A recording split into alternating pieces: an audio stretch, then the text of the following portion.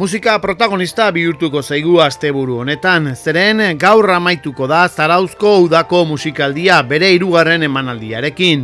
Gaueko 10:00 Santa Maria la Real parrokian Ana Maria Sánchez Alicanteko sopranoak kontzertu bikaina eskainiko du eta berari laguntzeko piano jotzen Itziar Barredo Bilbotarra izango dugu.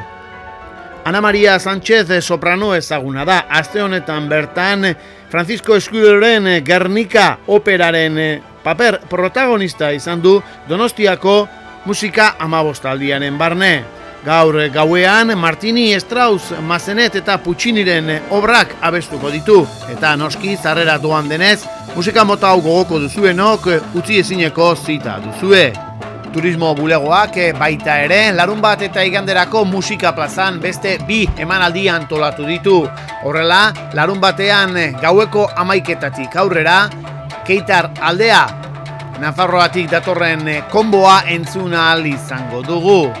Igandean berriz, arratsaldeko 7:00 aurrera, jazz laukoa izango dugu musika plazan. Javier Garaialde, Iruñako musikari ezagunaren eskutik.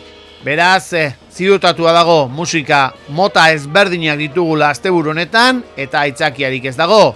Aukera zabala duzue.